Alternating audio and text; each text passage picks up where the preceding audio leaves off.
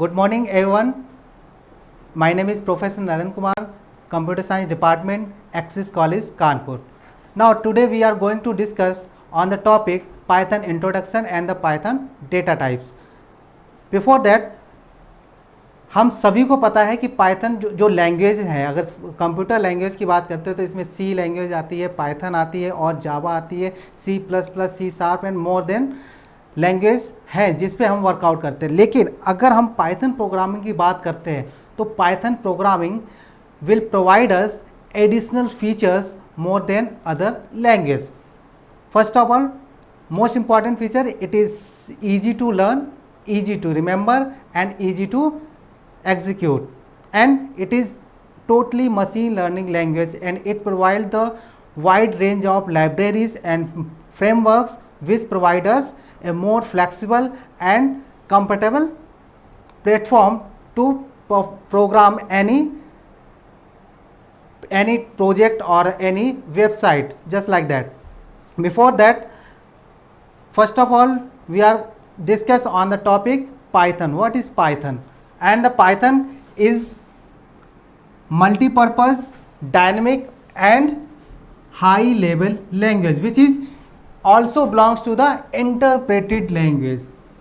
हम सभी को पता है कि कंपाइलर और इंटरप्रेटर में डिफरेंस क्या होता है और कंपाइलर इंटरप्रेटर के फीचर्स क्या होते हैं. अगर मैं कंपाइलर की बात करता हूं तो उसमें क्या होता है कि कंपाइलर में आपको पूरा का पूरा कोड एक साथ एग्जीक्यूट होता है और उसके बाद में उसको रन होता है. लेकिन अगर इंटरप्रेटर की बात करते हैं तो ये लाइन बाय लाइन कोड को रीड करता है और उसको एग्जीक्यूट करके देता है. भले ही इंटरप्रेटर स्लो होता है लेकिन इसकी एक्यूरेसी कंपाइलर से ज़्यादा होती है. ठीक है, तो कहने का मतलब ये. और पाइथन प्रोग्रामिंग आपका एक और फीचर सपोर्ट करता है जो मोस्ट इम्पॉर्टेंट है, ऑब्जेक्ट ओरिएंटेड प्रोग्रामिंग का अप्रोच. और इस अगर हम बात करते हैं ऑब्जेक्ट ओरिएंटेड प्रोग्रामिंग अप्रोच का, तो इसमें आपको inheritance, polymorphism, encapsulation, abstraction and many more features आपको ये सपोर्ट करती है. और थर्ड पॉइंट की बात करते हैं तो इस क्या है, ये सिंपल है. सिंपल कहने का मतलब ये है कि अगर आपको इंग्लिश लैंग्वेज आती है तो आप इस पर ईजिली प्रोग्रामिंग कर सकते हैं. और दूसरी बात ये है कि इसमें जो लाइन ऑफ कोड होता है, जो प्री डिफाइंड जो फीचर्स होते हैं जस्ट लाइक सी एंड जावा, तो उसमें हमें प्रोग्रामिंग के लिए ये फीचर्स की ज़रूरत नहीं पड़ती. जैसे फॉर एग्जांपल, अगर मुझे पाइथन में प्रिंट हेलो करना है तो हम सिंपली लिखेंगे print and hello, nothing more than that. अगर इसी प्रोग्राम को मुझे रन कराने के लिए अगर सी में जाते हैं या जावा में जाते हैं तो हमें प्री डिफाइंड सिंटेक्स की बात करनी पड़ती है. प्री डिफाइंड जो आपके फीचर्स दे रखे होते हैं उनको सिंटेक्स को हमें फॉलो करना पड़ता है, चाहे वो एक लाइन को रीड करना हो चाहे वो मल्टीपल लाइंस को रीड करना हो. ठीक है, लेकिन पाइथन प्रोग्रामिंग आपको यही एडिशनल फीचर देती है कि आपको जो प्री डिफाइंड फीचर्स हैं उनको वर्कआउट करने की ज़रूरत नहीं पड़ती है. आप क्या कर सकते हो, डायरेक्टली उसको अप्रोच कर सकते हो. इससे क्या होता है कि आपकी टाइम कॉम्प्लेक्सिटी और स्पेस कॉम्प्लेक्सिटी में इफेक्ट आता है. इसकी स्पेस कॉम्प्लेक्सिटी भी डाउन हो जाती है और टाइम कॉम्प्लेक्सिटी भी डाउन हो जाती है. ठीक है, अब अगर बात करते हैं ईजी टू लर्न, इसको आप इजीली पढ़ सकते हैं क्योंकि इसमें जो प्री डिफाइंड सिंटेक्स है वो बहुत कम है. इसमें यूजर डिफाइंड फंक्शंस को ज़्यादा अप्रोच दिया गया है, ज़्यादा इम्पोर्टेंस दिया गया है, तो ये डायरेक्टली आपको यूजर डिफाइंड अप्रोच पे वर्कआउट करती है. Then Python is easy to learn as well and powerful versatile scripting language. और सबसे बड़ी बात यह है कि अगर हम पाइथन को यूज़ कर रहे हैं तो पाइथन में हम एआई पर भी वर्क कर सकते हैं, डेटा साइंस पे वर्क कर सकते हैं, डेटा माइनिंग पे वर्क कर सकते हैं, स्पीच रिकग्निशन पे वर्क कर सकते हैं. हमने अभी आपको मैं आगे चल के और भी चीज़ें इसके बताऊंगा. और फिलहाल ये क्या है, अगर आपको एप्लीकेशन डेवलपमेंट करना है तो भी आप पाइथन प्रोग्रामिंग में कर सकते हैं. ठीक है, अब देखो ये इसके जो सिंटेक्स होते हैं वो डायनेमिक टाइपिंग के बेसिस पे होते हैं कि कुछ ऐसे फीचर्स इसमें होते हैं जो आपको करने की ज़रूरत नहीं पड़ती है, आप ऑलरेडी उसको आपको जस्ट उसको पिक करना है और उसको एग्जीक्यूट करना होता है। ठीक है, ये रैपिड एप्लीकेशन को भी परफॉर्म करता है। क्यों? क्योंकि टाइम कॉम्प्लेक्सिटी कम होती है इसलिए, और स्पेस कॉम्प्लेक्सिटी भी कम होती है। अगर इसकी बात करते हैं तो इसमें आपको बहुत सारे फंक्शंस आपको सपोर्ट करते हैं। सबसे बड़ी बात है कि जैसे अगर जावा की बात करते हैं तो ये उसमें आपको प्रोसीजर लैंग्वेज पे वर्क नहीं करते हैं। सी प्रोसीजर लैंग्वेज होती है, जावा प्रोसीजर लैंग्वेज नहीं होती है, लेकिन पाइथन को हम दोनों फीचर्स पे वर्कआउट करा सकते हैं। ठीक है, procedure language and as well as object oriented approach भी। तो हम बात कर रहे थे पाइथन प्रोग्रामिंग की, इसके बाद हम बात करेंगे पाइथन लाइफ साइकिल, और जो कि बहुत इंपॉर्टेंट होती है। अगर हम पाइथन में कोई भी प्रोग्राम बना रहे हैं तो इसमें पूरी की पूरी लाइफ साइकिल के, अगर हम प्रोजेक्ट बना रहे हैं तो उसमें हम कौन से स्टेप्स लेके चलते हैं, कौन कौन से फीचर्स लेके चलते हैं, उसके ब्याप पे हम वन बाय वन स्टेप पर डिस्कशन करेंगे। तो सबसे पहले बात करते हैं, अगर हमें कोई भी प्रोग्रामिंग करनी या प्रोजेक्ट बनाना, बड़ा प्रोजेक्ट बनाना है, तो उसके लिए हमें क्या ज़रूरत पड़ेगी? एक टीम लीडर की ज़रूरत पड़ेगी और उसके सब मेंबर्स की भी ज़रूरत पड़ेगी। और ईच एंड एवरी मेंबर को हम क्या करेंगे? उसके टास्क को डिसाइड कर देंगे और डिवाइड कर देंगे उस पर्टिकुलर पूरे प्रोजेक्ट को। तो अब सबसे पहले हम क्या करेंगे फर्स्ट में कि हम प्रॉब्लम को आइडेंटिफाई करेंगे कि हमें बेसिकली कौन सा प्रोजेक्ट बनाना है और कौन सा अप्रोच यूज़ करना है। ठीक है, उसके बाद में हम प्रॉब्लम्स की एनालिसिस करेंगे कि हम जो प्रोजेक्ट बनाने जा रहे हैं उसमें जिस प्रॉब्लम पे हम वर्कआउट कर रहे हैं उसको हम पहले एनालाइज करेंगे कि उसमें कौन कौन से मॉड्यूल्स यूज होंगे, कौन कौन से टर्म्स यूज होंगे, वो साइंटिफिक कैलकुलेशन के लिए या फिर मैथमेटिकल टर्म के लिए या फिर वो वेबसाइट से रिलेटेड है, व्हाटएवर। देन इसके बाद हम क्या करेंगे? एल्गोरिथम डेवलपमेंट करेंगे। उस पर्टिकुलर प्रोग्राम के लिए हम एक एल्गोरिथम बनाएंगे और एल्गोरिथम के बेसिस पे, हमेशा याद रखना, शायद आपको पता भी होगा कि जब भी हम कोई प्रोग्रामिंग करते हैं, कोई भी प्रोग्राम बनाते हैं, उससे पहले हम एल्गोरिथम बनाते हैं। एल्गोरिथम बेसिकली होती क्या है कि इसमें में सेटअप रूल्स होते हैं। ठीक है, इसमें हम step by step all steps को, उस पूरे प्रोग्राम को हम कैरी आउट करते हैं उस पर्टिकुलर प्रॉब्लम के रिगार्डिंग। तो अब क्या बात करेंगे कि यहाँ पर जो हम उसके लिए एल्गोरिथम डिसाइड करेंगे कि उस पर्टिकुलर के लिए कौन सी एल्गोरिथम सुइटेबल रहेगी। देन एल्गोरिथम बनने के बाद हम क्या करेंगे? उस पर्टिकुलर प्रोग्रामिंग के प्रॉब्लम के लिए हम कोडिंग करेंगे।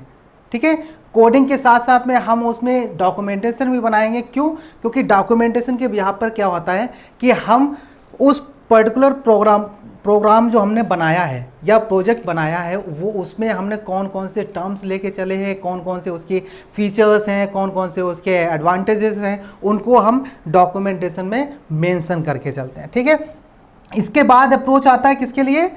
डीबगिंग के लिए। ठीक है, हम डीबगिंग किस लिए करते हैं? जब हम उस प्रोजेक्ट को रन करते हैं तो रन करने टाइम पर आपको रन टाइम एरर भी आएगी और इंटरप्रेटेड एरर भी आएगी।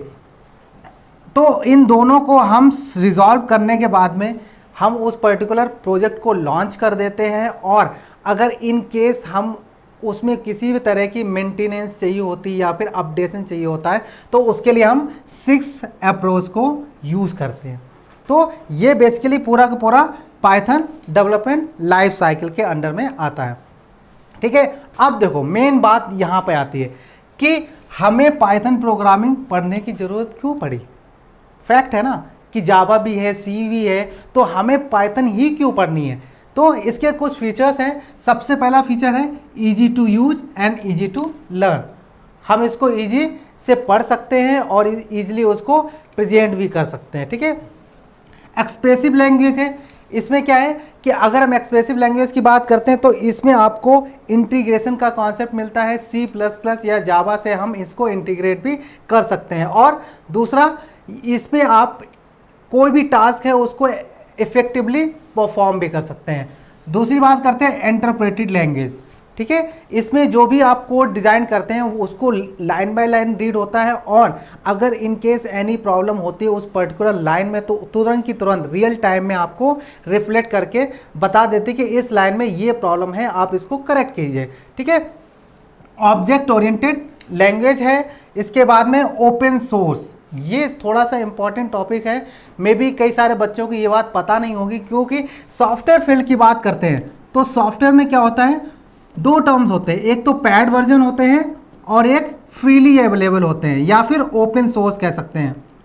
ठीक है, तो अगर पैड वर्जन की बात करते हैं तो इसमें क्या होता है, जैसे माइक्रोसॉफ्ट की बात करते हैं तो ये इसके माइक्रोसॉफ्ट का अगर कोई भी प्रोडक्ट लेते हैं, कोई भी सॉफ्टवेयर लेते हैं तो उसको पहले हमें पे करना पड़ता है, उसके बाद ही हम उसको यूज़ कर सकते हैं। और अगर मिलता भी है तो आपको ट्रायल वर्जन मिलता है और ट्रायल वर्जन में आपको फुल फीचर्स नहीं मिलते हैं।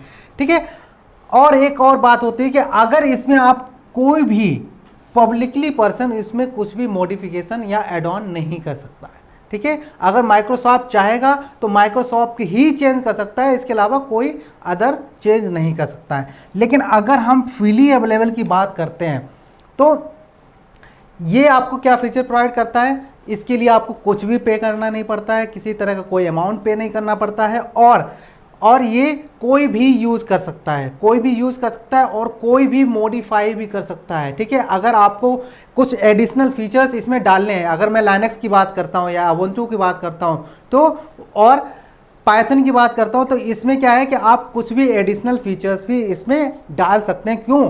क्योंकि इसमें जो सोर्स कोड होता है, पाइथन जो डिज़ाइन किया गया उसका सोर्स कोड आपको अवेलेबल रहता है ओपनली, और आप उसमें किसी तरह का मॉडिफिकेशन कर सकते हैं और उस पर वर्कआउट कर सकते हैं। ठीक है, अब बात करते हैं, इसलिए इसका जो एरिया है वो इससे ज़्यादा है, इससे ज़्यादा है, पैड से ज़्यादा एरिया होता है फ्रीली अवेलेबल का। और सबसे बड़ी बात यह है कि आपको इसमें कम्युनिटी का बहुत ज़्यादा हेल्प मिलती है। क्यों?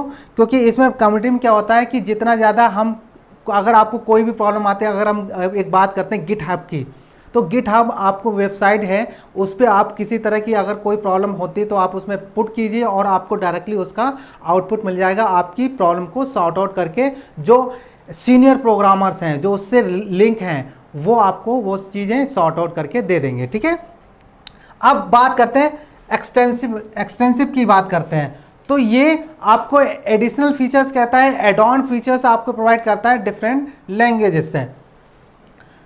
लर्न स्टैंडर्ड लाइब्रेरी, अगर हम लाइब्रेरी की बात करते हैं तो पाइथन आपको एक ह्यूज लाइब्रेरी प्रोवाइड करता है। और सबसे बड़ी बात यह है कि अगर मैं जावा की बात करता हूं तो जावा में क्या है, आपको लाइब्रेरी तो प्रोवाइड होती है, लेकिन अगर आपको साइंटिफिक कैलकुलेशन करना है या फिर मैथमेटिकल कैलकुलेशन करना है या फिर अदर कोई भी प्रोग्राम करना है तो उसमें आपको एक ही लाइब्रेरी मिलेगी और जिसमें बल्क ऑफ लाइब्रेरी के फंक्शंस होंगे। लेकिन पाइथन प्रोग्रामिंग आपको एक एडिशनल फीचर ये देता है कि अगर आपको साइंटिफिक कैलकुलेशन करना है तो आपको साइंटिफिक वाली ही आपको लाइब्रेरी मिलेगी, जस्ट लाइक दैट SciPy। अगर आपको मैथमेटिकल टर्म में कोई प्रोग्राम करना है या फिर कोई भी रिसर्च करनी है तो आपको क्या यूज़ करना पड़ेगा, NumPy। ठीक है, तो NumPy, SciPy हो गया, ये पैंडास हो गए, ये आपको एक डिफरेंट लाइब्रेरी प्रोवाइड कराती हैं एज पर योर डिमांड और as per your customers requirement. ठीक है, अब देखो यहाँ पर एक बात करते हैं GUI interface. GUI stand for graphical user interface. अगर हमने दो टर्म, वो बच्चे जो इस वीडियो को देख रहे हैं और प्रोग्रामिंग में स्टार्टिंग से आए हुए हैं, उनके लिए सबसे ज़्यादा इम्पॉर्टेंट होता है कि जब भी हम प्रोजेक्ट बनाते हैं तो प्रोजेक्ट में हम कुछ फीचर्स को लेके चलते हैं। जैसे सपोज मान लो सबसे पहले आप जो प्रोग्राम बनाएंगे वो किसके बेस पे होते हैं, कंसोल बेस्ड होंगे, कंसोल बेस्ड होंगे। ठीक है, कुछ विंडो बेस्ड होंगे और कुछ GUI बेस्ड होंगे। अब कंसोल बेस्ड की बात करते हैं तो कंसोल बेस्ड में आपको क्या होगा, जैसे हम यूनिक्स की बात करते हैं या फिर हम डॉस की बात करते हैं तो आपको ये मैथमेटिकल जो आपको बेसिक फीचर्स मिलते हैं without any graphical user interface के। ठीक है, उसमें किसी तरह का आपको ग्राफिक्स का यूज नहीं होगा। और अगर हम GUI इंटरफेस की बात करते हैं तो आपको एक ऐसा फीचर्स मिलेगा सब जस्ट लाइक कि आपने बटन एक दिया हुआ है और बटन पे आपने क्लिक किया, क्लिक करके और सारा टास्क परफॉर्म हो गया। लेकिन अगर कंसोल बेस की बात करते हैं तो हमें मैन्युअली इनपुट देना पड़ता है। ठीक है, ये डिफरेंस होता है।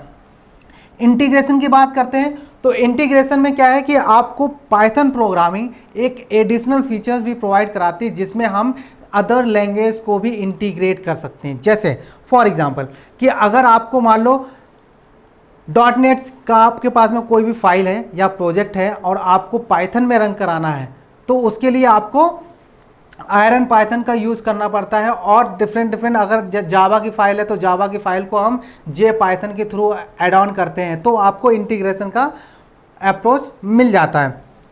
एम्बेडेबल की बात करते हैं तो इसमें सपोज मान लो आपको एक रोबोटिक्स की बात करते हैं, रोबोटिक्स में अगर जो भी जैसे अगर हम EVM की बात करते हैं उसकी जो डिज़ाइनिंग होती है चिप के डिज़ाइनिंग के यहाँ पर हम कोडिंग करते हैं तो वो कोडिंग भी हमारा इस पाइथन प्रोग्रामिंग के थ्रू हम कर सकते हैं, ठीक है, और करते भी हैं। तो अब नेक्स्ट पॉइंट क्या है, डायनेमिक मेमोरी एलोकेशन सबसे मेन फीचर है क्योंकि ये आपकी कॉम्प्लेक्सिटी को बढ़ाना और घटाने पे डिपेंड करती है। सबसे बड़ी बात ये है कि अगर हम डायनेमिक मेमोरी नहीं देंगे, फॉर एग्जांपल अगर मैं एग्जांपल की बात करता हूं तो एग्जांपल में, ठीक है, तो यहां पर दो टर्म यूज होते हैं, कैलॉक और मेलॉक, कैलॉक एंड मेलॉक। ये दो ऐसे फीचर्स हैं जो आपको मेमोरी स्टोरेज के लिए यूज होते हैं। सपोज मान लो हमने एक टर्म लिया a और उसके कुछ हमने उसके अंदर कुछ टर्म्स डाल दी। सपोज मान लो हमने लिया यहाँ पर 10, तो हम मैक्सिमम 10 डिजिट तक ही हम उसमें आइटम्स को फिल कर सकते हैं। अगर हम लिस्ट की बात कर सकते हैं, यहाँ पर टपल की बात करते हैं तो हम उसमें मैक्सिमम कितने ले सकते हैं, 10 आइटम्स उसको आप उसमें ले सकते हैं।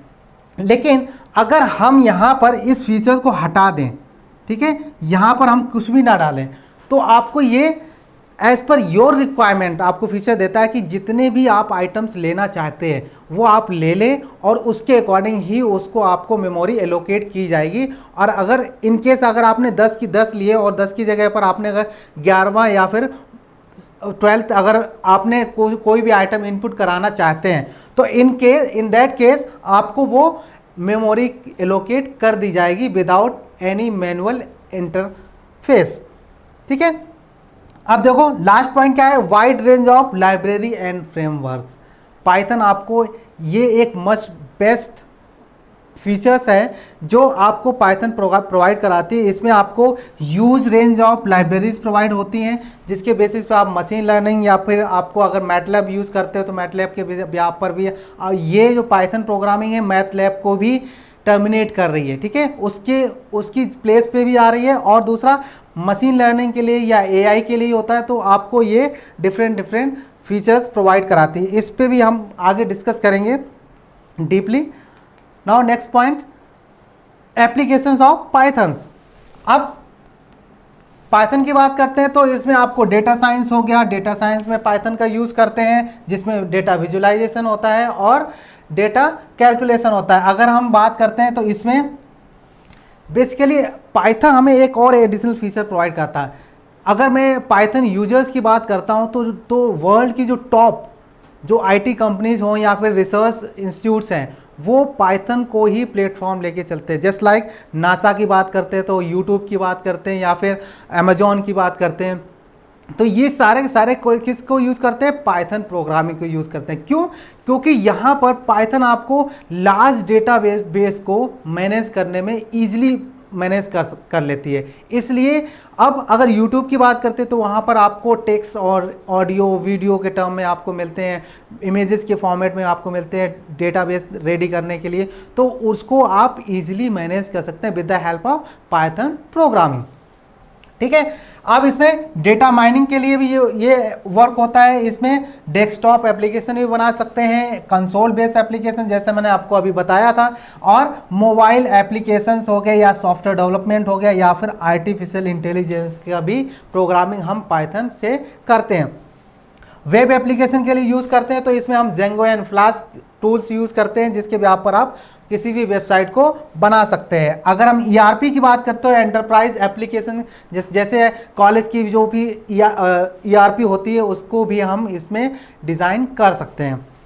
ठीक है। 3D कैड कैम की बात करते हैं, उसके प्रोजेक्ट भी इस पे बनते हैं। मशीन लर्निंग, ये आपका सबसे बड़ा एरिया है अगर हम पाइथन प्रोग्राम की बात करते हैं, ठीक है। तो कंप्यूटर विजन हो गया या फिर इमेज प्रोसेसिंग, क्योंकि आपको पता है कि अगर आप किसी भी इमेज के लिए बात करते हैं, अगर आपके पास में 10 lakhs ऑफ इमेजेस हैं और उसको मैनेज करना है तो it can not be easily task. Then आप पाइथन प्रोग्रामिंग आपको एक ऐसा फीचर्स देती है जिससे आप इन चीज़ों को बहुत ही ईजिली मैनेज कर सकते हैं। अगर स्पीच रिकग्निशन की बात करते हैं तो इसमें भी आपको एडिशनल फीचर प्रोवाइड कराती है पाइथन, और जो भी इफेक्टिवली बात होती है, ठीक है। अगर हम फ्रेमवर्क्स एंड लाइब्रेरीज की बात करते हैं तो अगर हमें वेबसाइट डिजाइनिंग करनी है, ठीक है, वेबसाइट डिजाइनिंग करनी है तो हम कौन कौन से यूज करते हैं? Django, flask and pyramid.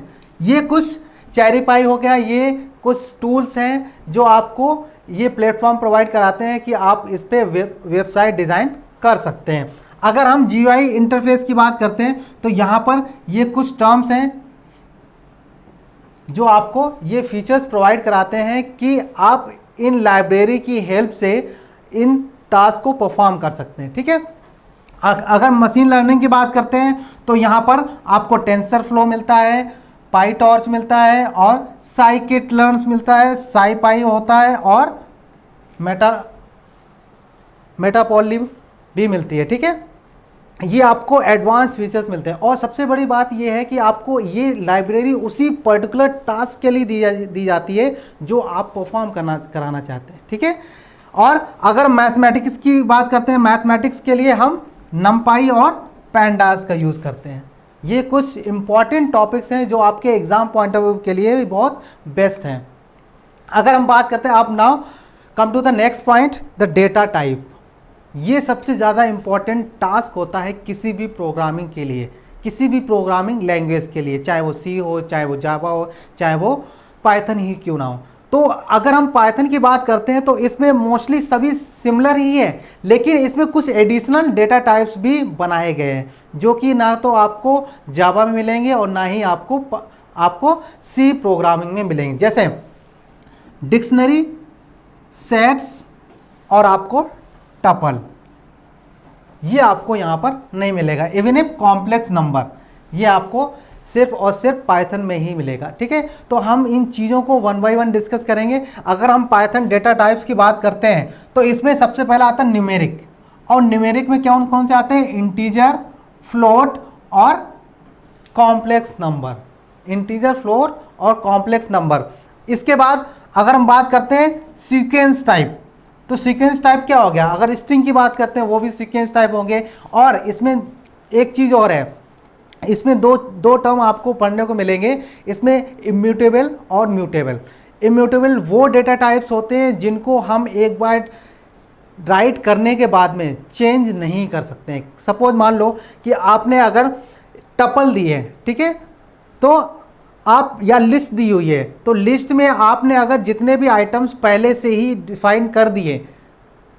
Define कर दिए उसमें हम किसी तरह का मॉडिफिकेशन नहीं कर सकते हैं, इंसर्शन नहीं कर सकते हैं, डिलीशन नहीं कर सकते हैं, किसी तरह का मॉडिफिकेशन नहीं कर सकते हैं। लेकिन अगर हम म्यूटेबल डेटा टाइप्स की बात करते हैं तो म्यूटेबल डेटा टाइप्स आपको ये फीचर्स प्रोवाइड कराते हैं कि आप एज ए रन टाइम में आप उसमें कुछ भी आइटम इंसर्ट कर सकते हैं, मॉडिफाई भी कर सकते हैं और डिलीट भी कर सकते हैं, ठीक है। तो ये चीज़ हमेशा याद रखना, immutable and mutable data type. तो इसमें बुलियन टाइप हो गया, डिक्शनरी हो गया, और हम अब बात करेंगे वन टू वन, ठीक है। न्यूमेरिक की बात करते हैं तो न्यूमेरिक की बात करते हैं तो इसमें 0 to 9 आपके टर्म्स आ जाते हैं, और 0 to 9 में आपको फ्रैक्शनल वैल्यू भी आएगी और कॉम्प्लेक्स नंबर भी आएंगे जो कि आपके लिए बहुत ज़्यादा इंपॉर्टेंट होते हैं। क्यों? कि अगर सपोज मान लो मैंने A=5 दिया, A=5 दिया, और ये आप सबको पता है कि ये किस टाइप का डेटा टाइप है? इंटीजर टाइप डेटा टाइप है। अगर मुझे सपोज मान लो B=5.14 दिया तो ये क्या है? फ्रैक्शनल वैल्यू है which belongs to the floating type data type.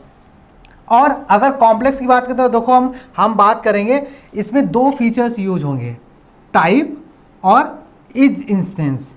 ये दो ऐसे फंक्शंस हैं जो आपको इसमें यूज़ करने होते हैं, ठीक है। टाइप क्या करता है कि आपको ये डिसाइड करके बताता है कि जो भी आपने डेटा टाइप लिया है वो किस तरह का डेटा टाइप है, whether it is float data type, integer data type या कॉम्प्लेक्स डेटा टाइप या फिर सेट और डिक्शनरी टाइप, ये आपको ये बताएगा। और इस इंस्टेंस की बात करते हैं तो ये आपको जो रिटर्न टाइप देगा, जो भी इसकी जो रिजल्ट देगा वो आपका बुलियन के पॉइंट ऑफ व्यू होगा, ट्रू एंड फॉल्स। ये आपको वेरीफाई कराता है कि जो आपने डेटा टाइप दिया है वो वही डेटा टाइप है। हम इसको एग्जाम्पल के तौर पे समझेंगे, ठीक है, तब आपको ज़्यादा क्लियर होगा। तो अब देखो यहाँ पे हमने क्या किया कि A=5 लिया, ठीक है, A=5 लिया और हमने क्या दिया कि the type of type A. कहने का मतलब ये है कि अगर आपको किसी भी डेटा टाइप को उसका टाइप पता करना, जैसे आपको पता नहीं है, उस केस में आपको क्या करना पड़ेगा, एक फंक्शन यूज करना पड़ेगा, क्या, टाइप, और उस टाइप के अंदर जो भी आपको डेटा टाइप देना है, सपोज मान लो ए दिया है तो आपको ए कि डेटा टाइप पता करना है तो आपको टाइप पता चल जाएगा, ठीक है। अब बी हमने लिया फ्लोटिंग टाइप, इसको भी हमने रन कराया, देन कॉम्प्लेक्स टाइप लिया, C= कॉम्प्लेक्स टाइप लिया और इसको हमने रन कराया।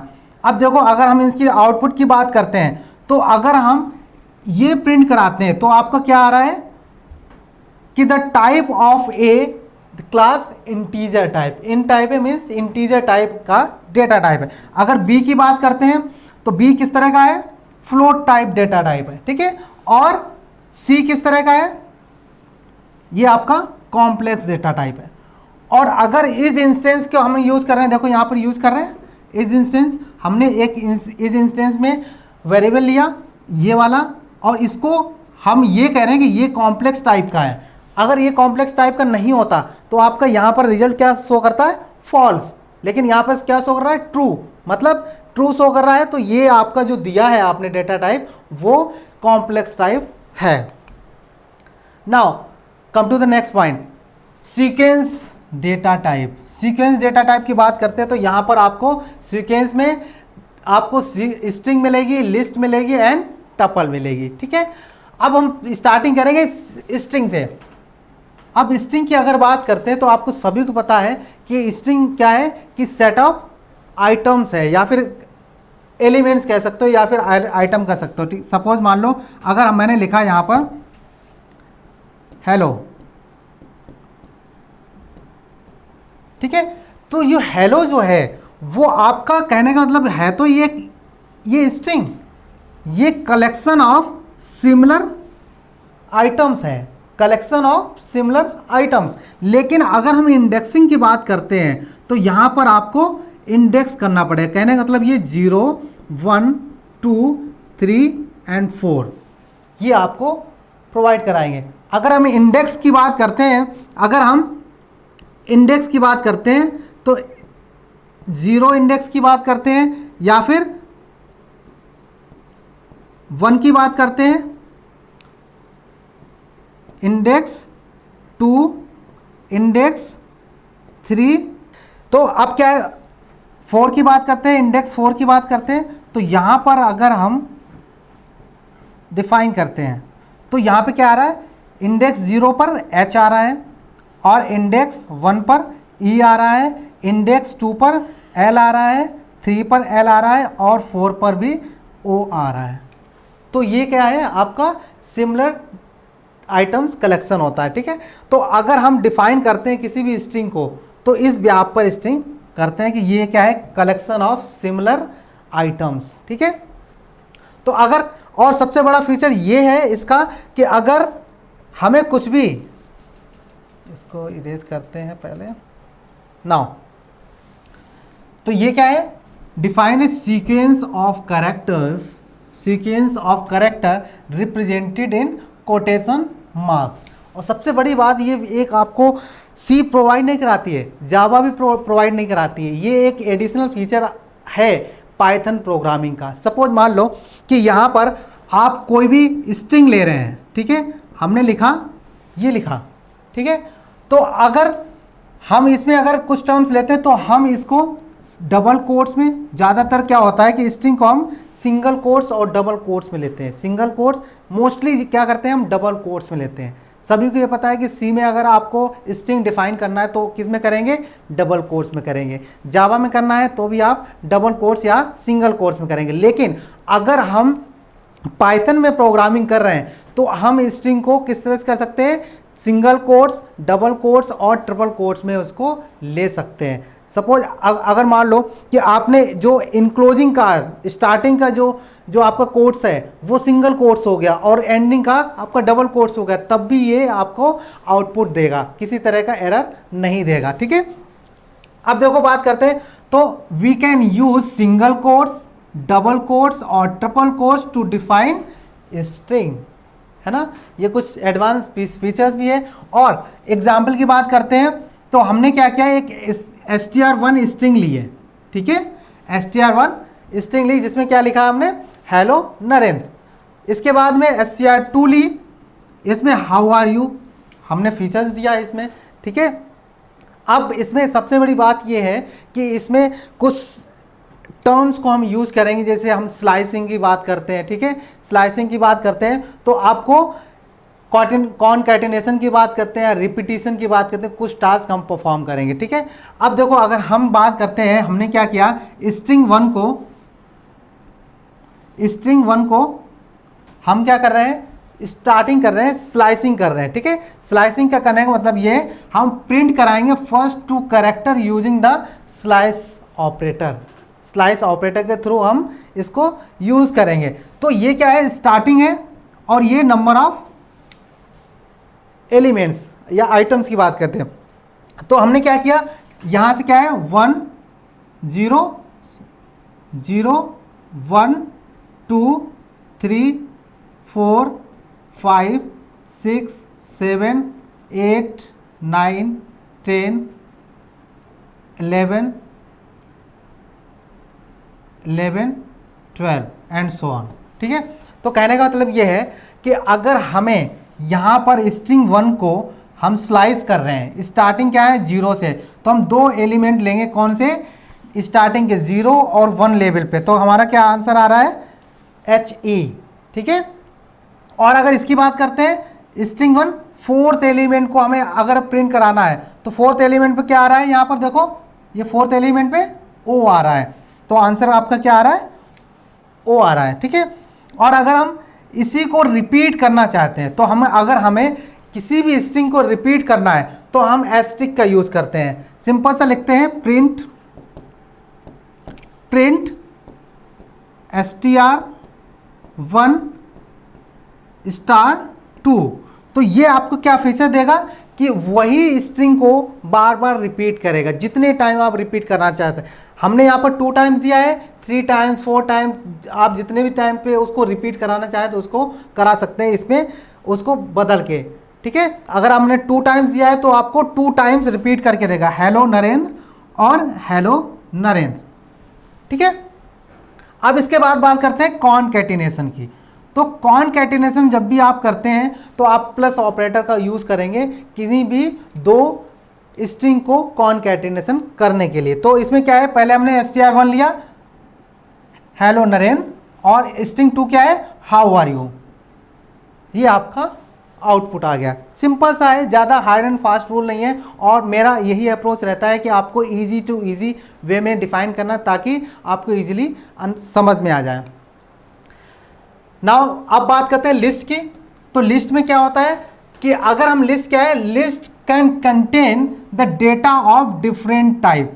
कहने का मतलब यह है कि लिस्ट आपको एक ऐसी फीचर्स देती है कि जो इसके आप एलिमेंट्स इसमें इनपुट करेंगे तो ज़रूरी नहीं कि सिमिलर टाइप में हो, जैसे स्ट्रिंग में हो रहा है। स्ट्रिंग क्या होता है, कलेक्शन ऑफ सिमिलर आइटम्स। ठीक है, लेकिन इसमें क्या है, कलेक्शन ऑफ डिफरेंट आइटम्स या डिफरेंट डेटा टाइप। ठीक है, तो अब इसमें हम क्या कर सकते हैं, हम 0 to 9 वैल्यू भी ले सकते हैं, A to Z भी ले सकते हैं, और आप A to Z कैप्स में भी ले सकते हैं, और स्पेशल कैरेक्टर भी ले सकते हैं जैसे स्टार,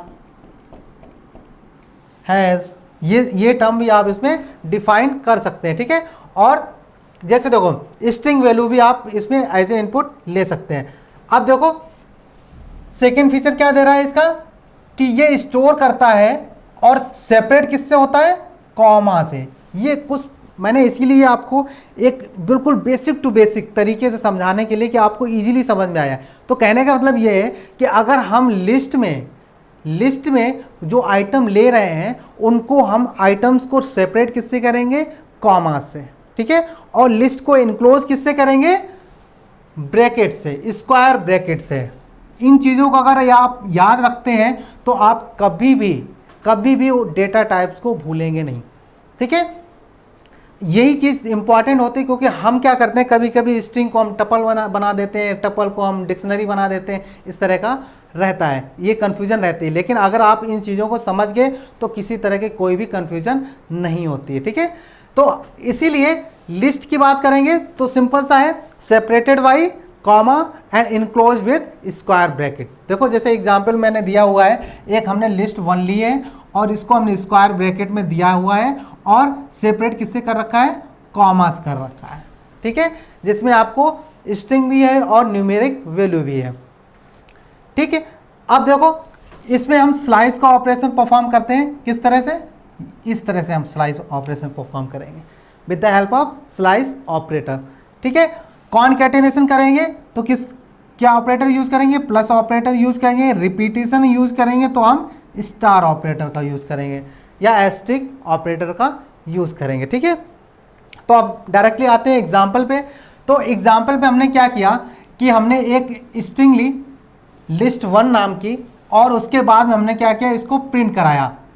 सबसे पहले हम इसकी टाइप पता करेंगे कि जो डेटा टाइप हमने लिया हुआ है वो str1 जो लिया है वो किस टाइप का डेटा टाइप है, वो इंटीजर टाइप है, फ्लोट टाइप है, या फिर स्ट्रिंग है, या फिर वो लिस्ट है, या फिर टपल है, ठीक है। वो आपको डिफाइन करके देगा। और जो मैंने आपको फीचर बताया, इसके बाद हम क्या करेंगे, लिस्ट 1 को प्रिंट कराएंगे। देन हम स्लाइस करेंगे str1 को स्टार्टिंग से लास्ट तक, ठीक है।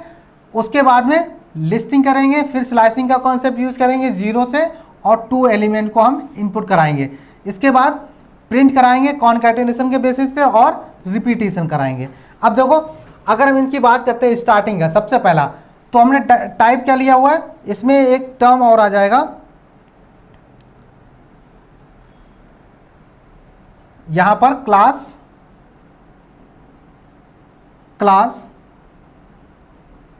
टाइप लिस्ट, ये आपको फीचर्स देगी, ठीक है, जो आपका पहला टास्क परफॉर्म करेगा कि किस टाइप की ये स्ट्रिंग है, ठीक है। अब इसके बाद में आपने क्या किया, प्रिंट करा दिया। प्रिंट कराने के बाद हमने क्या किया कि थर्ड पोजीशन पे कौन सा एलिमेंट है, 0 1 2 और 3 पे कौन सा आ रहा है, 2। लेकिन ये शो किस में करेंगे, स्क्वायर ब्रैकेट में ही शो करेंगे, ये हमेशा याद रखना आप, ठीक है। और इसके बाद स्लाइसिंग करेंगे, थर्ड पॉइंट से 2 0 to 2 लेंगे तो 1 और हाई, ये आपके 2 इंडेक्स पे आ रहे हैं, ठीक। कॉनकैटिनेशन की बात करते तो हमने क्या किया, ये कॉनकैटिनेशन हो गया। फिर यहाँ से दूसरा उसी, क्योंकि लिस्ट 1 और लिस्ट 1 को ही कर रहे हैं तो इस वजह से अगर हम एक और लिस्ट लेते लिस्ट 2 तो हम उसका भी कॉनकैटिनेशन कर सकते थे। अब देखो लिस्टिंग को हम रिपीट कर रहे थे, अभी तक हमने क्या किया था, स्ट्रिंग में क्या किया था, 2 बार रिपीट किया था, और अब क्या करेंगे, 3 बार रिपीट करेंगे। तो ये क्या होगा, 3 बार आपको रिपीट होके आपका आउटपुट देगा, ठीक है। नेक्स्ट पॉइंट पे आते हैं, टपल। बहुत इजी है, अगर आप इस चीज़ को समझते हैं तो आप कभी भी डेटा टाइप्स को भूलेंगे नहीं, ठीक है। अब बात करते हैं टपल की। तो टपल क्या है, सिमिलर टाइप, ठीक है, बिल्कुल लिस्ट की तरह ही होता है, लेकिन इसमें थोड़ा सा डिफरेंस होता है। डिफरेंस क्या होता है, सेपरेटेड बाई कॉमा तो होता ही है, लेकिन इसको हम क्या करते हैं, पैरेंथेसिस में इनक्लोज करते हैं, जबकि हम लिस्ट किस में करते हैं, स्क्वायर ब्रैकेट में, ठीक है। ये डिफरेंस होता है सिर्फ टपल में और लिस्ट में। सिर्फ इतना डिफरेंस होता है कि लिस्ट जो है वो स्क्वायर ब्रैकेट में इनक्लोज होती है और टपल किस में होती है, पैरेंथेसिस में होती है, और कुछ भी डिफरेंस नहीं है, ठीक है। डेटा टाइप्स वही ले सकते हैं आप, डिफरेंट आइटम्स ले सकते हैं, ठीक है, डिफरेंट टाइप्स के ले सकते हैं। और रीड ओनली होती है। क्यों रीड ओनली क्यों होती है? क्योंकि ये इम्यूटेबल डेटा टाइप है। रीड ओनली होती है, आप इसको यूज़ कर सकते हो लेकिन मॉडिफाई नहीं कर सकते हो, इसमें कुछ इंसर्ट नहीं कर सकते हो, कुछ इसमें डिलीट नहीं कर सकते हो, ठीक है, सिर्फ यूज़ कर सकते हो, रीड कर सकते हो। तो ये आपको इम्यूटेबल डेटा टाइप्स का फीचर्स प्रोवाइड कराता है। अब हमने क्या किया था कि एक टपल ली, ठीक है, टपल के बिहाफ पर हमने उसमें आइटम्स डिक्लेयर किए। इसके बाद हमने क्या किया, टाइप किस टाइप की है वो पता करने के लिए देखो क्लास टपल। अगर यहीं पर अगर हम सेट टाइप ले रहे होते तो हमें यहाँ पर क्या शो करता है कि सेट टाइप का या लिस्ट टाइप का है, तो या लेकिन हमने टपल में लिया है तो आपको ये टपल शो कर रही है। अगर यहीं पर अगर हम पैरेंथेसिस की जगह पर अगर स्क्वायर ब्रैकेट लिए होते हैं तो क्या शो करता है, ये लिस्ट टाइप का, ठीक है, ये चीज़ें हमेशा याद रखना। इसके बाद हमने क्या किया, प्रिंट कराया उस पर्टिकुलर टपल को। फिर हमने स्लाइसिंग का कॉन्सेप्ट यूज़ किया। देखो ये दोनों के दोनों टर्म जो है वो स्लाइसिंग का है, ठीक है। स्टार्टिंग हमने 0 1 2 ये फीचर्स लिए। अब देखो यहाँ पर क्या है, स्टार्टिंग 1 से जो फर्स्ट एलिमेंट है उसको हम स्टार्ट करेंगे 1 से लेके और लास्ट तक, 0 का नहीं लेंगे। क्यों? क्योंकि ये हमें 1 से देना है, ठीक है, 1 से लास्ट में जितने भी एलिमेंट्स होती है, लेकिन यहाँ पर 2 दे रखे हैं तो हम सिर्फ 2 को यहाँ पर प्रिंट कराएंगे। इसके बाद ये टास्क परफॉर्म कराएंगे। इसमें 0 से स्टार्ट होगा और 1 एलिमेंट काउंट होगा। 0 से स्टार्ट होगा और 1 एलिमेंट 0 से स्टार्ट में मतलब ये हाई जो है आपको यहाँ पर प्रिंट होके आ जाएगा, ठीक है। अब इसके बाद हम क्या कर रहे हैं, कॉन्कैटिनेशन आपका मैंने उसमें बताया था कि क्या है, उसको इस तरह से ऐड ऑन कर देता है, ठीक है। स्ट्रिंग में रिपीटिशन का भी कॉन्सेप्ट वही है कि रिपीटिशन क्या है कि उस चीज़ को रिपीट करता चला जाएगा, ठीक। और एक चीज़ और है, इसमें हमने एक काम किया था कि हमने एक टपल में हम एक टर्म ऐड कर रहे थे, ऐड करने की कोशिश कर रहे थे। तो अगर हम ऐसा करते हैं तो हमें किस तरह का एरर मिलेगा, इस तरह का एरर मिलेगा, type error tuple object does not supports the item assignment. क्यों? इसका रीज़न क्या है, क्योंकि ये इम्यूटेबल डेटा टाइप्स हैं, ठीक है। नेक्स्ट बात करते हैं डिक्शनरी की। तो डिक्शनरी क्या है, इसमें 2 चीज़ें होती हैं, की वैल्यू पेयर, एक की होती है उसके रिगार्डिंग एक उसकी वैल्यू होती है, ठीक है। ये क्या है कि की वैल्यू पेयर के अकॉर्डिंग आपको आइटम्स इसमें इंसर्ट करने होते हैं। और सबसे बड़ी बात यह है कि आपको ये एसोसिएटिव एरे के बिहाफ पर काम करता है या फिर हैश टेबल के बिहाफ पर काम करता है। वहाँ पर क्या है, की स्टोर करता है कोई भी वैल्यू को, की स्टोर करती है किसी भी वैल्यू को उस पर्टिकुलर आइटम से रिगार्डिंग, ठीक है। अब देखो क्या है, key can hold any primitive data type, key can hold any primitive data type. और डिक्शनरी का सबसे फीचर्स क्या है, कॉमा से ही सेपरेट होगा, ये हमेशा सेपरेट कॉमा से होगी, लेकिन हमेशा कर्ली ब्रेसेस जो है उसमें इनक्लोज होगी, कर्ली ब्रेसेस में इनक्लोज होगी। देखो एग्जाम्पल में क्या है, देखो डी इक्वल टू, ये आपका एक डिक्शनरी टाइप है, ये चीज़ आप याद रखना, डिक्शनरी को कैसे डिफाइन किया जाता है वो तरीका, ठीक है। अब देखो यहाँ पर क्या है, डी इक्वल टू 1 क्या है,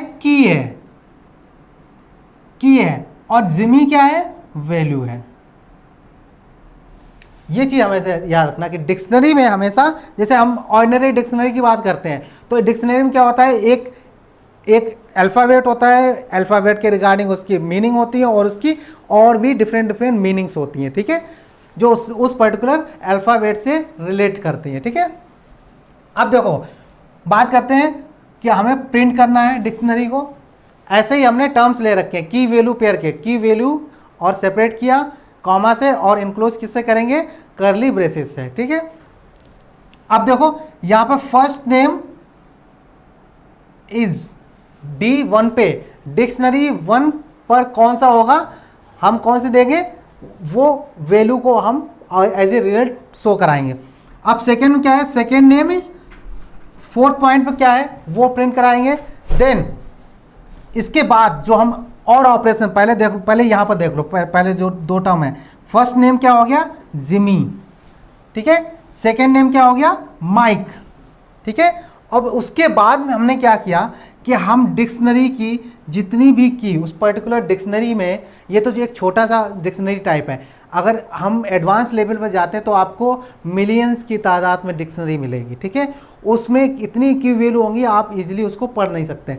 तो अगर आपको सेपरेट करनी जितनी भी की हैं तो हम क्या यूज़ करेंगे, प्रिंट फंक्शन का यूज़ करके फिर डी डॉट कीज़ कि उस डिक्शनरी में जो की है उनको एज ए आउटपुट शो कराओ, ठीक है। और उसके बाद में क्या है कि डी डॉट वैल्यूज़ कि उस डिक्शनरी में जितनी वैल्यूज़ हैं उनकी हमें एक लिस्ट बना के दो। तो आप क्या करेगा कि ये आपको डिक्शनरी की देगा 1 2 3 4, कितनी है 1 2 3 4। उसके बाद में आप डिक्शनरी की वैल्यू को शो कराएगा, तो डिक्शनरी वैल्यू क्या है, जिमी, एलेक्स, जॉन और माइक, इसको एज ए आउटपुट शो कराएगा, ठीक है। अब देखो बात करते हैं बुलियन की। तो बुलियन का सिंपल सा कॉन्सेप्ट है, ये आपको सिर्फ ट्रू एंड फॉल्स का देता है कि अगर आपने जो भी स्टेटमेंट दिया है वो अगर वैलिड है then it shows the true value, otherwise it shows the false value, ठीक है। सिंपल सा फैक्ट है, ठीक है। अब इसमें या तो ट्रू होगी और या फिर फॉल्स होगी, और ट्रू किसको डिनोट करता है, 1 को, और फॉल्स किसको करता है, 0 को, ठीक है। ये टर्म्स आपको सभी को पता होगा क्योंकि बुलियन हमने इतनी बार पढ़ा हुआ होता है कि आप उस चीज़ को बिल्कुल फैमिलियर हो जाते हैं। अब देखो इसमें क्या है कि हमने टाइप दिया किसी भी चीज़ के लिए तो true Boolean type bull type के देगा, और टाइप अगर फॉल्स है उसके रिगार्डिंग आपको ये आउटपुट देता चला जाएगा। नेक्स्ट पॉइंट पे आते हैं, सेट। सेट भी एक इम्पॉर्टेंट डेटा टाइप्स है इन पाइथन प्रोग्रामिंग, ठीक है। अब देखो पाइथन क्या करता है, ये unordered collection of data types है। अनऑर्डर्ड मतलब कहने का मतलब ये है कि ये इसके कोई ऑर्डर नहीं होता है, इसमें कहीं पर भी अगर हमने कोई भी चीज़ इंसर्ट की है तो वो उसके लास्ट में इंसर्ट होगी, ठीक है। डिलीट की है, जहाँ जिस पोजीशन से डिलीट कर रहे हैं उसी पोजीशन से डिलीट होगा, ठीक है। किसी तरह का ऑर्डर नहीं होता है, ठीक है। इसे अनऑर्डर्ड इसलिए बोलते हैं, ठीक है। और सबसे बड़ी बात यह है कि इसको हम जब भी इसमें क्या होता है, अनडिफाइंड होता है, और रिटर्न टाइप क्या होगा, चेंज करता है सीक्वेंस एलिमेंट, सीक्वेंस एलिमेंट के यहाँ पर चेंज हो जाता है, ठीक है। और क्रिएटेड बिल्ट इन फंक्शन के टर्म में ये आता है बिल्ट इन फंक्शन, एक इसके लिए सेट के लिए एक बिल्ट इन फंक्शन बनाया गया है, सेट। सेट ये आपका एक फंक्शन है, सेट को एक बिल्ट इन फंक्शन की कैटेगरी में लिया गया, ठीक है। और सबसे बड़ी बात, ये सीक्वेंस ऑफ एलिमेंट, जो एलिमेंट होंगे वो इसके सीक्वेंस में होंगे, pass through the curly braces, curly braces के बेसिस पे रहेंगे, और सेपरेटेड किससे होंगे, कॉमास होंगे, ठीक है। इस चीज़ को हमेशा आप याद रखना। अब देखो एग्जाम्पल की बात करते हैं, तो यहाँ पर हमने क्या किया, एक हमने सेट को क्रिएट किया, कैसे, set 1 equal to set function लिया, उसके यहाँ पे हम कुछ भी इंसर्ट कर सकते हैं। और सेट जो है वो म्यूटेबल डेटा टाइप है, इसलिए आप इसमें कुछ भी इंसर्ट कर सकते हैं, डिलीट भी कर सकते हैं और मॉडिफाई भी कर सकते हैं। Got it. इसके बाद हमने क्या किया, सेट 2 लिया, जिसमें हमने पहले से ही आइटम्स को शो करा दिया, ठीक है। अब इसमें हम एज ए यूजर इनपुट कराएंगे और इसमें प्री डिफाइन करवा दिया, ठीक है। अगर हम प्रिंट 2 सेट 2 को प्रिंट कराना चाहते हैं तो हमें क्या शो करेगा, ये जो भी इसके वैल्यूज़ हैं वो आपको शो कराएगा, ठीक है। इसके बाद में एडिंग एलिमेंट, कुछ वैल्यूज़ को कुछ ऐड कर रहे हैं क्योंकि ये म्यूटेबल डेटा टाइप है, तो हम क्या करेंगे, सेट 2 में हमने ऐड किया 10 को, फिर हमने प्रिंट कराया सेट 2 को, हमने 10 को ऐड किया, तो ये देखो लास्ट में एलिमेंट इसका ऐड हो गया, ठीक है। अब क्या है, हमने कुछ रिमूव कराना है, तो रिमूव के लिए हम कौन सा फंक्शन यूज़ करेंगे, किस तरह का मेथड यूज़ करेंगे, सेट 2 डॉट रिमूव, और जिस पोजीशन पे हम रिमूव कराना चाहते हैं उसको हम शो कराते हैं, ठीक है। ये आपका 0 1 2 3, ठीक है। अब अगर मान लो 2 की बात करते हैं तो यहाँ पर देखो क्या आ रहा है, 2 जो है सेकेंड वाले पे ये आपका डिलीट हो गया है, ठीक है। आपने आपको रिमूव फंक्शन का यूज किया। तो हमेशा याद रखना कि अगर आपको कुछ भी ऐड करना है तो आप क्या करेंगे, सेट लिखेंगे, सेट फिर डॉट लगाएंगे, फिर उसमें ऐड करेंगे, ठीक है, अगर आप ऐड को परफॉर्म कराना है। अब इसमें आप कोई सा भी एलिमेंट ले सकते हो एज ए यूजर डिफाइंड, आपको यूजर डिफाइंड कोई भी वैल्यू दे सकते हो, ठीक है। अगर आपको रिमूव करना है तो आपको सेट डॉट रिमूव, ठीक है, आप इसको यूज कर सकते हैं to remove any item from the set, ठीक है। ये आपका फिर आपने प्रिंट कर दिया, डायरेक्टली आ गया। तो ये टर्म्स आपके लिए यूज होते हैं। अब आज का सेशन यहीं पर फिनिश करते हैं, ठीक है, और नेक्स्ट सेशन में हम बात करेंगे कीवर्ड्स के रिगार्डिंग, ठीक है। Okay, thank you.